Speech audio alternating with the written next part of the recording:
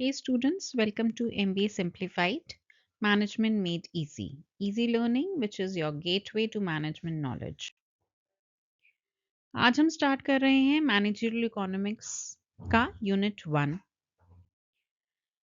इस यूनिट में हम बेसिक कॉन्सेप्ट्स और प्रिंसिपल समझेंगे जो मैनेजर्स के डिसीजन मेकिंग के लिए बहुत इंपॉर्टेंट होते हैं।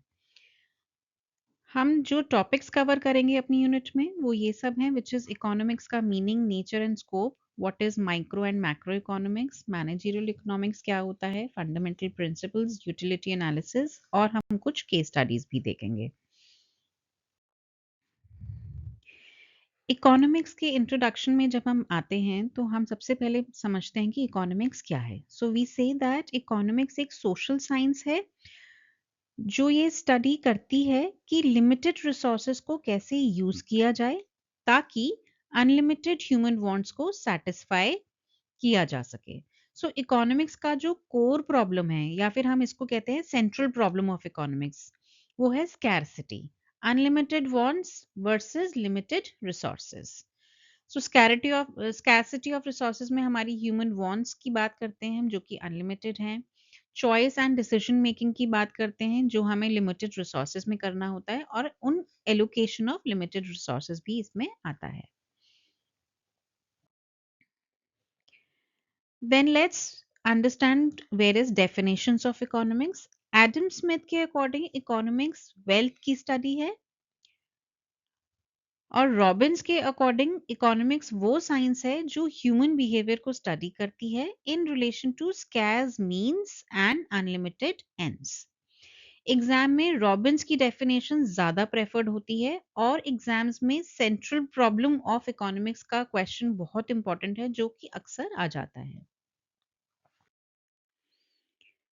इकोनॉमिक्स के नेचर की हम बात जब करते हैं तो हम कहते हैं कि इसका नेचर में मल्टीपल एस्पेक्ट्स कवर होते हैं, जैसे कि ये वेल्थ का साइंस भी है, वेलफेयर का साइंस भी है, स्कैरसिटी और चॉइस का साइंस भी है। इसीलिए हम इकोनॉमिक्स को एक सोशल साइंस कहते हैं।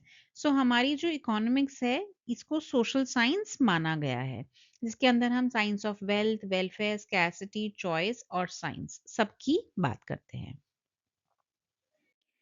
नेचर के बाद हम स्कोप ऑफ इकोनॉमिक्स पे आ जाते हैं। इकोनॉमिक्स का स्कोप भी काफ़ी वाइड है। इसमें हमारे को कंजम्पशन, प्रोडक्शन, एक्सचेंज, डिस्ट्रीब्यूशन और इकोनॉमिक ग्रोथ, ये वाले टॉपिक्स हमारे सब आ जाते हैं। मैनेजर के डिसीजंस डायरेक्टली इन सब एरियाज को इम्पैक्ट करते हैं कि कितना कंजम्पशन है, कितना प्रोडक्शन करना है, कितना एक्सचेंज, कितना डिस्ट्रीब्यूशन, और उसी के हिसाब से हमारा इकोनॉमिक ग्रोथ और डेवलपमेंट पे इम्पैक्ट आता है। यूनिट के नेक्स्ट टॉपिक के ऊपर आते हैं, which is micro and macro economics. सबसे पहले माइक्रो इकोनॉमिक्स को समझ लेते हैं। माइक्रो इकोनॉमिक्स हमारा इंडिविजुअल यूनिट्स को स्टडी करता है, राइट? जैसे कि इंडिविजुअल कंज्यूमर, इंडिविजुअल फर्म या इंडिविजुअल इंडस्ट्री।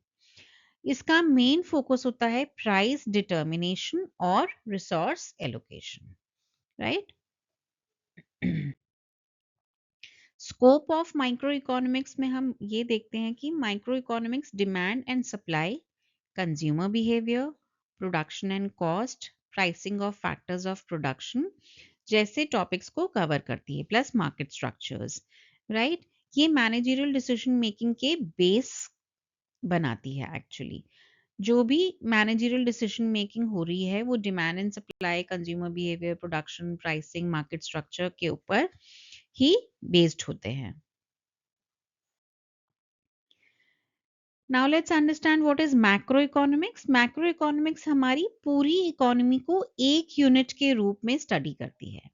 इसमें हमारी national income, inflation, deflation, unemployment, economic growth जैसे कॉन्सेप्ट्स आते हैं। So macro is a bigger picture and micro is a part of macroeconomics.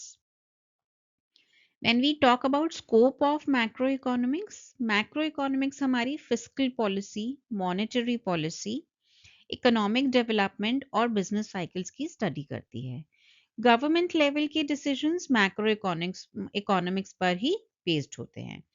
तो डिफरेंस की अभी हम बात करेंगे आने वाली स्लाइड में, बट अभी के लिए इतना समझ लेते हैं कि मैक्रो इकोनॉमिक्स जो है वो गवर्नमेंट के डिसीजंस का बेस होता है, और माइक्रो इकोनॉमिक्स जो है वो इंडस्ट्रियलिस्ट्स के डिसीजन का बेस होता है.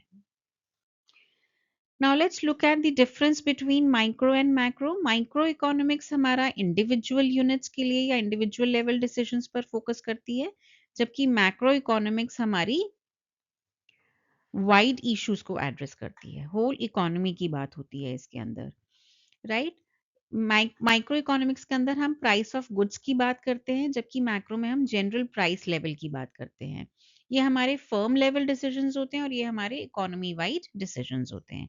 अगेन ये डिफरेंसेस एग्जाम के लिए बहुत इंपॉर्टेंट है, और एग्जाम्स में जब भी डिफरेंस का कोई भी क्वेश्चन आता है तो उसको हमें टैबुलर फॉर्म में ही दिखाना चाहिए, और फिर उसके बाद एक एक करके इसकी एक्सप्लेनेशन देंगे, तो you will score very good marks.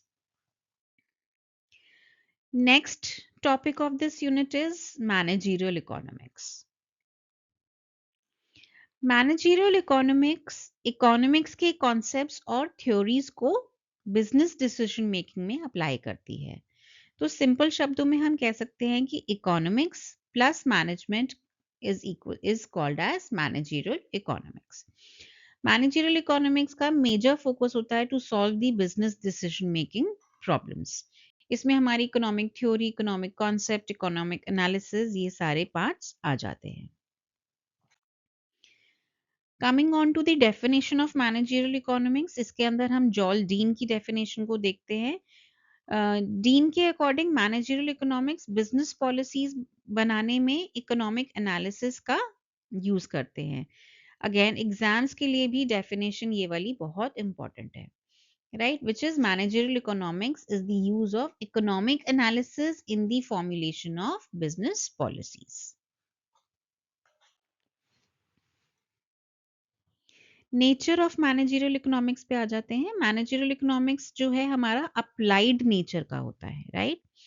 ये नॉर्मेटिव होती है, मतलब ये सजेस्ट करती है कि मैनेजर को क्या डिसीजन लेना चाहिए. डिसीजन ओरिएंटेड और माइक्रो इकोनॉमिक अप्रोच को फॉलो करती है. स्कोप की जब हम बात करते हैं तो इसका scope demand analysis, cost analysis, pricing, profit planning और कैपिटल मैनेजमेंट तक स्प्रेड हो जाता है, right? Coming on to relevance of managerial economics in business decision. Managerial economics managers को pricing, cost control, demand forecasting और प्रॉफिट मैक्सिमाइजेशन डिसीजंस लेने में बहुत ज़्यादा हेल्प करती है. ये सारे डिसीजंस हमारे मैनेजर्स जब लेते हैं, they actually comes under the concept or the relevance of managerial economics. Another topic of the unit is fundamental principles of managerial economics. So let's talk about what exactly the fundamental principles are. ये principles हमारे managers को rational और logical decisions लेने में help करते हैं. किस तरीके से हमें स्कैर्स रिसोर्सेज को एफिशिएंटली यूज करना है, क्या किस तरीके से हमें अपने प्रॉफिट को मैक्सिमाइज करना है, ये हमारा एक गाइड की तरह मैनेजर्स को हेल्प करता है. Then next topic is incremental principle. Incremental principle कहता है कि डिसीजन इंक्रीमेंटल कॉस्ट और इंक्रीमेंटल रेवेन्यू के बेसिस पर लिए जाते हैं. अगर इंक्रीमेंटल रेवेन्यू ज्यादा है इंक्रीमेंटल कॉस्ट से, तो हमें डिसीजन लेना चाहिए. So we should accept that decision. ये हमारा डिसीजन का रूल है. Then next is marginal principle. Marginal principle के अकॉर्डिंग ऑप्टिमल डिसीजन तब लिया जाता है जब marginal cost is equals to marginal revenue, right? कब हमें डिसीजन लेना है? जब हमारा मार्जिनल कॉस्ट मार्जिनल रेवेन्यू के इक्वल हो. ये हमको प्राइसिंग के लिए और आउटपुट डिसीजन में भी यूज होता है, राइट? प्रोडक्शन डिसीजन लेने के लिए, प्राइसिंग डिसीजन लेने के लिए हम मार्जिनल प्रिंसिपल्स को पढ़ते हैं. Another concept is opportunity cost principle. Opportunity cost का मतलब होता है नेक्स्ट बेस्ट ऑल्टरनेटिव का sacrifice. Cost of next best alternative foregone. Foregone here is nothing but a sacrifice. Example, अगर आप अपनी बिल्डिंग खुद यूज कर रहे हैं तो जो रेंट आप अर्न कर सकते थे वही आपकी अपॉर्चुनिटी कॉस्ट है। Using your own building for business instead of renting it, तो यहाँ पे हमारी अपॉर्चुनिटी कॉस्ट क्या है? हमने जो भी चीज फॉरगो करी है, यहाँ पे हमने रेंट ऑफ द बिल्डिंग को फॉरगो किया है, तो वही हमारी अपॉर्चुनिटी कॉस्ट है। Next is discounting principle. Discounting principle हमारा टाइम वैल्यू ऑफ मनी पर बेस्ड होता है। फ्यूचर के पैसों की वैल्यू आज के पैसों से कम होती है, राइट? इस प्रिंसिपल का यूज हम इन्वेस्टमेंट डिसीजंस में करते हैं और कैपिटल बजटिंग में भी यूज होता है, right? So this is all about the concept of time value of money and future costs and benefits. Next is concept of time perspective. Managers को डिसीजन लेते टाइम शॉर्ट टर्म और long term दोनों impacts देखने चाहिए। इससे ही हमारा time perspective कहते हैं। Managers must consider the future implications of the present decision, right? उसी से हमारा टाइम पर्सपेक्टिव कैलकुलेट होता है। Next is equi marginal principle. Equi marginal principle कहता है कि रिसोर्सेज वहां एलोकेट होने चाहिए जहां मार्जिनल बेनिफिट सब जगह इक्वल हो, राइट?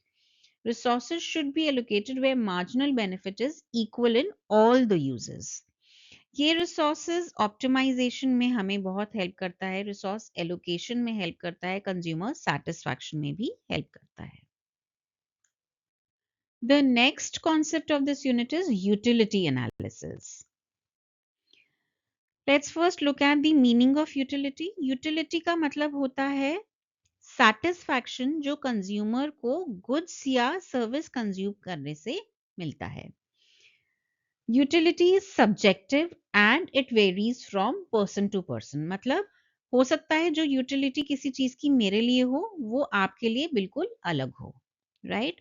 सो इसीलिए हम कहते हैं कि ये पर्सन टू पर्सन वेरी करती है। कैसे हम यूटिलिटी एनालिसिस करते हैं? कंज्यूमर बिहेवियर और डिमांड पैटर्न्स को समझने में हमें ये हेल्प करता है। सो utility analysis studies the behaviour of the consumer, उनका सेटिस्फैक्शन लेवल और उनके डिमांड पैटर्न्स को। यूटिलिटी के कॉन्सेप्ट के अंदर एक आता है हमारा कार्डिनल यूटिलिटी। ये अज्यूम करता है कि सेटिस्फैक्शन को नंबर्स में मेजर किया जा सकता है, जैसे 10 यूनिट्स या 20 यूनिट्स या 30 units. So utility expressed is in number, right? That is called cardinal utility. जैसे हमारे कार्डिनल नंबर्स होते हैं मैथ्स के कॉन्सेप्ट में। Then is assumptions of cardinal utility. अब हमने बोला कि हम कार्डिनल यूटिलिटी को अज्यूम करते हैं, तो assumption क्या है? इस थ्योरी के assumption है रैशनल कंज्यूमर, मेजरेबल यूटिलिटी और constant marginal utility of money, right? Next आता है हमारा ऑर्डिनल यूटिलिटी। ऑर्डिनल यूटिलिटी कहता है यूटिलिटी को मेजर नहीं किया जा सकता, सिर्फ प्रेफरेंस को रैंक किया जा सकता है। जैसे टी कॉफी से ज्यादा प्रेफर्ड है तो हमने रैंक कर दिया, right? So as per ordinal utility, utility can not be measured numerically. इसके हिसाब से cardinal utility is not possible. So what is the difference between cardinal and ordinal utility? Cardinal utility का concept कहता है कि measurable है, ordinal कहता है कि हम मेजर नहीं कर सकते हैं। इसमें एक, क्योंकि ये मेजरेबल है तो हम न्यूमेरिक वैल्यू देते हैं, बट ऑर्डिनल में हम रैंकिंग करते हैं। कार्डिनल यूटिलिटी हमारी एक ओल्ड अप्रोच है, जबकि ऑर्डिनल यूटिलिटी हमारी मॉडर्न अप्रोच है।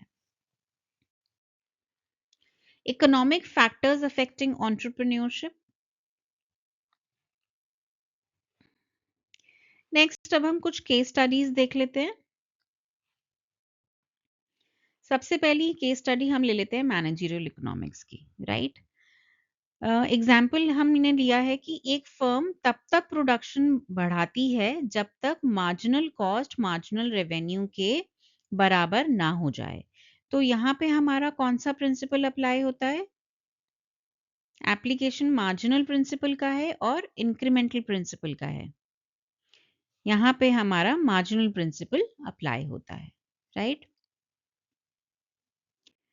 नेक्स्ट एग्जाम्पल ले लेते हैं अपॉर्चुनिटी कॉस्ट का। अगर बिजनेस अपनी लैंड खुद यूज करता है इंस्टेड ऑफ रेंट, रेंट पर देने पे, तो हमारा जो लॉस्ट रेंट है वो क्या है? वो हमारी अपॉर्चुनिटी कॉस्ट का ही प्रिंसिपल है। So using your own land for factory versus leasing it out. एक और केस स्टडी देख लेते हैं डिस्काउंटिंग प्रिंसिपल्स के बेसिस पे। जब दो प्रोजेक्ट के फ्यूचर कैश फ्लो कंपेयर करते वक्त डिस्काउंटिंग प्रिंसिपल्स हमारा यूज होता है, right? Choosing between the two projects with different future cash flows, कौन सा है हमारा? डिस्काउंटिंग प्रिंसिपल्स का एप्लीकेशन है। तो यूनिट 1 में हमने इकोनॉमिक्स के basics, micro macro economics, managerial economics, fundamental principles और यूटिलिटी एनालिसिस को कवर किया है, राइट? ये सारे कॉन्सेप्ट्स हमने समझे हैं और ये सारे ही कॉन्सेप्ट्स बहुत इजी हैं अगर आप ठीक से समझ लेते हैं तो। एक छोटा सा एग्जाम टिप दे देती हूँ before I finish my video. Exams के लिए डेफिनेशंस क्लियरली लिखिएगा, एग्जाम्पल्स दीजिए, प्रिंसिपल्स को स्टेप में एक्सप्लेन करो, कंपैरिजंस को हमेशा टेबल के फॉर्म में दिखाओ। अगर आपको ये लेक्चर हेल्पफुल लगे तो एमबीए सिंप्लीफाइड चैनल को सब्सक्राइब कीजिएगा। नेक्स्ट यूनिट में मिलते हैं, तब तक पढ़ते रहिए और कॉन्सेप्ट्स क्लियर रखिए। Thank you so much for watching.